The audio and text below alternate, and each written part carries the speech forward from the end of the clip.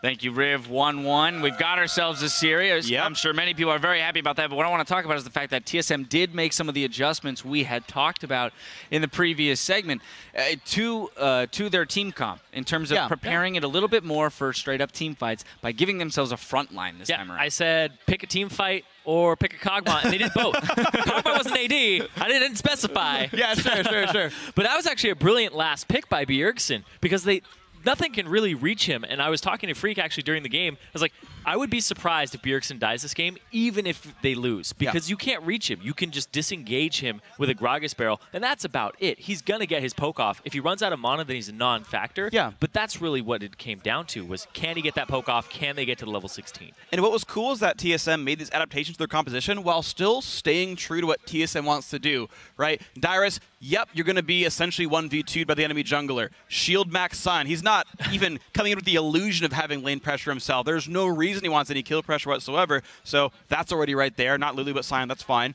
Bjergsen is still playing a champion where if TSM goes for a siege, something they like to do, he has these long-range skill shots that are effective. It was Charm last game on Ahri. This time around, it's Kog'Maw with the Living Artillery. All these tools are still here, but as you were talking about, Aiden, they put together a better teamfight composition, and that works really well. And then it came down to two good team-fighting comps that come down to execution. Right. And I love the Sion instead of the Lulu, as you mentioned, because it allows them to be more proactive in their team fighting. With the Lulu, when they were ahead, they still weren't able to force as many fights as they wanted to. Here with Sion Sejuani, we get to fight whenever we want. They throw the cannon with the Fates call in there as well. And there's no way you're getting out if we choose to pick this fight. Yeah.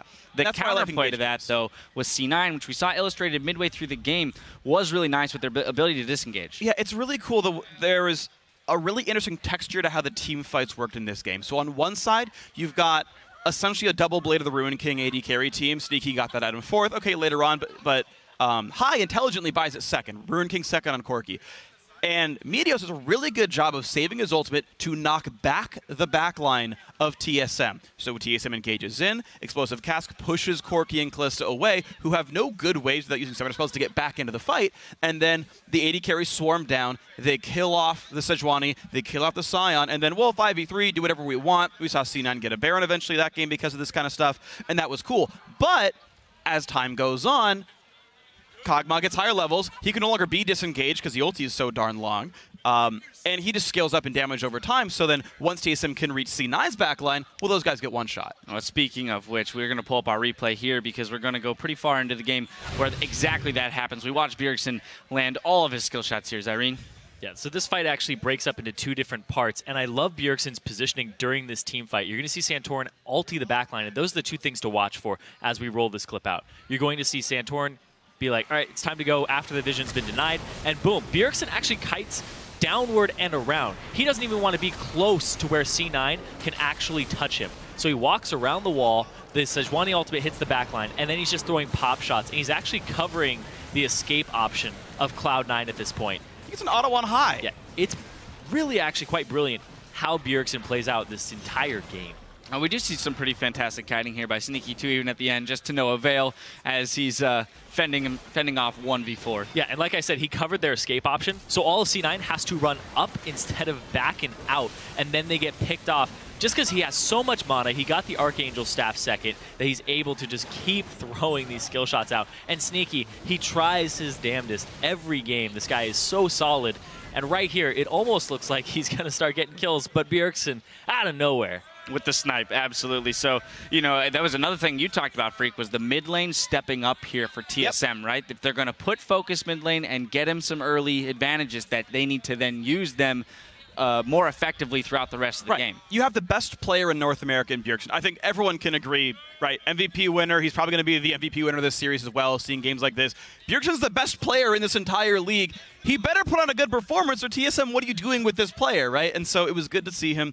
Now, it was a different style. It wasn't go win, lane, win game. It was survive lane, scale into infinity. And hey, that's fine too, just as long as he's doing something that impacts the game. And by God, Bjergsen certainly did. So that's the thing, is they adapted from that first game and said, we're going to play some team fights. We don't need to have him win lanes straight out and then try to transition that. Yeah. Just pick a laner that's going to decimate team fights when you get there, and that's what they played for. Even though they lost like the level 1 lane swap and all that with the greedy start, they were able to recover and just stall out for that late game. So I love the adaptation there by TSM. All right, the last thing I kind of want to talk about is a very minor thing. When we look at this double AD carry composition, we saw this massive front line. Yesterday, we saw an interesting pickup on I Will Dominate, the Zeke's Herald onto the jungler for his 280 carries, one of which was building AP. So maybe not the best buy. He said Piglet requested it. But here, when you talk about how high those, or how big those tanks are scaling, while this damage is coming in from a Kog'Maw that you're not going to be able to get to unless you get through the tanks, would a Zeke's Herald or something like itemization, slightly different itemization, have helped here? So I'll actually give my opinion on Zeke's Herald is that it's actually really good in double AD compositions when the enemies have Thornmail and things that your AD carries are killing themselves off of, because you want that extra life steal, and it gives you that boost. So that's my opinion on it. It's very situational. Itemization against the Kog'Maw, it's difficult because you need Righteous Glories. You need to just run straight through. The Sejuani's going to disengage you, though. Gragas, it's really hard to deal with it because it's that last pick Kog'Maw, so they need something to flank. It's all about the positioning. I don't know so much about itemization. Yeah, I mean, if there was going to be an itemization point in the first place, I think it'd be C9 should probably play double Locket here. They were eventually just getting shut down by all the magic damage that was coming out. And, okay, double Locket, right, there's some anti-synergy. The shield's half value. The aura, the second aura only affects 2 people. But just having a little bit of extra, just don't get one shot by Cog Burst and ensuring the aura is there for the rest of the team, that actually could have been like the one itemization choice to really make here. But overall, I mean, you don't have great hard engage. You're looking for Morg bindings and body slam flashes. Like, none of those are actually going to reach Kog'Maw. So if you're not running assassins, and of course they can tell that because they picked Cog, like, that's just, this champ is going to work against that comp. It's a double-pronged threat, too, because it's Wild Turtle on Callisto. You need point and clicks to lock him up, so if the Maokai gets in there and uses them all on him, doesn't have them for Kog'Maw. The ideal situation is to have them grouped and deal with them at the same time, but you saw Bjergsen's like, nope, nothing to do with Wild Turtle, basically stayed 10 feet away from it at all time. Yeah, Fabulous play individually for both of them in terms of positioning in those team fights, making sure they kept the 2 threats separated from each other. Well, that's going to about do it for us here at the Analyst segment. We have an amazing crowd out here watching with us today. We do. Here in Los Angeles, but there are a ton of viewing parties happening all over today. Here are the fans in Toronto where they have taken over a theater and are watching the game in style. A big screen for some big championship action. That's right. We got our own big screen here. We got a big crowd, and everything's good. But we're going to step away while Team Solo Mid and Cloud9 prepare for our round 3 of the championship finals. So don't go anywhere.